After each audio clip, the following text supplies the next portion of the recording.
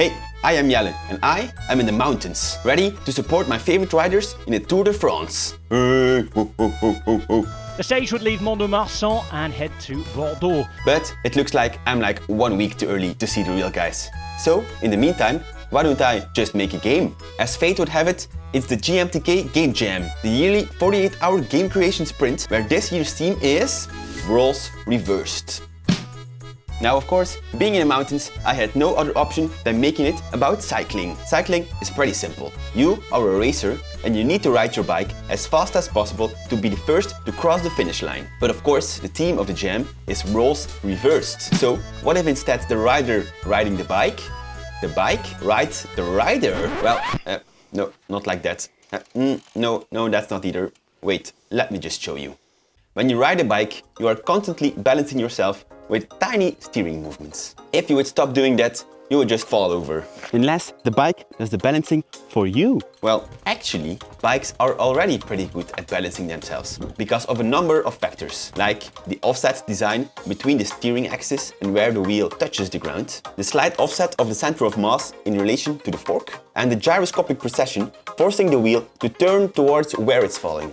Of course, all these factors help to make the bike go straight. But if you want to make a turn, you need to help it a little bit along. Like this self-driving bicycle, where it uses reaction wheels to rotate the bike in the direction you want it to go.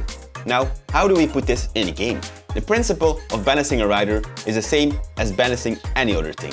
The object will always lean towards its center of mass in relation to the anchor point. And the further the center of mass is from the center, the faster it will topple. So, you're constantly trying to move the anchor from the other sides of where the center of mass is moving towards. To the computer! Alright, so I was trying to get the balancing to work using the standard physics in Unity, but oh my god, it's terrible. It's the most janky thing I've ever seen, and it's not even responsive enough to make it balance. So it's time to go back to basics and only implement the basic principles. Mass is to the left, rotate to the left. Mass is to the right, rotate to the right. Easy peasy. Now, just like in real life, I can try balancing things with my hands. Only now, I'm using my mouse. Oh, wow, it's like really hard. Without direct feedback, balancing a thing is much harder. Well, since bikes are pretty stable in the forwards and backwards direction, I mean, you're not constantly pulling wheelies and stoppies to balance yourself, I can lock the balancing to only the sideways axis. But even so, it's still pretty hard.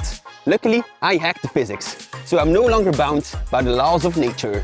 I can just create a custom speed curve by the current angle. Now, it no longer just speeds up when it gets further away. I can make it more smooth, or even slow it down a little bit, or like make it stop altogether. Well, that's not really exciting. So I'm gonna pick like something in the middle. Alright, now that I can balance the rider, all I need to do is try to reach the finish line. Oh yeah, that's right. I need to be able to turn as well. When you make a turn, it's really important that you lean into the corner. Otherwise, you will just fall off. This happens because a smart guy with an apple once said that a thing always wants to keep moving in the same direction. So, when your bike suddenly moves away from under you, you'll need to counter that movement by leaning in the direction where it's going. Perfect, look at that. We've got a working bean on a box simulator. But that's not what I need. Time to add a racer. Now, where am I going to find a racer? In the middle of nowhere. Oh, wait, I'm a racer. With my digital twin en route, it is starting to look like a real racing game. Next up, the road. I once made a fancy spline-based road creation tool to create super cool tracks, but I don't know where I left it. And I don't have time to go looking for it. So, a wavy blender track it is. Slap some textures on it and add some big mountains in the background, and we have a game that looks like a terrible asset flip from 10 years ago. Oh no, this looks terrible. And the deadline is approaching. What do I do? Luckily, I'm in the most beautiful place on earth. I'm sure I can find some inspiration by taking a little walk around town. Just look at how the sun sets and provides a beautiful backlight. How the electricity poles provide a clear visual direction, yet disappear behind the sun's glow. That's the perfect setting to implement in my game. And you know what? I'll just get rid of all the textures and the shading as well. Finish it off with some depth fog and you got yourself a visual overhaul.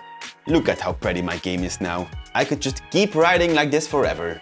Oh wait, I can. That's right, I'm not using any physics anymore. Okay, one railing later, it's time to test the difficulty of my track. All right, all right. Good start, good start. Yes, okay. Oh, oh, oh, oh.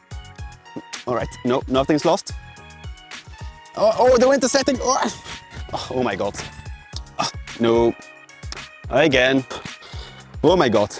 All right, this is way too difficult. But it's too late to change the track now. So, oh, I've got an idea.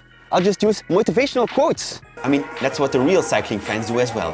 Painting some random cheers on the road, hoping they'll be seen by the riders. You can do it. Almost there. Go, go, go, go, go. Wow, I feel incredibly motivated right now. If those cheers don't do anything for you, I mean, that's on you. Oh, the game is done, just in time. Oh, I've got an idea. If I press the submit button, you can press the like button. You ready? 3, 2, 1. Thank you very much for watching. You can play the game right now on itch.io and I'll see you guys next time. Bye!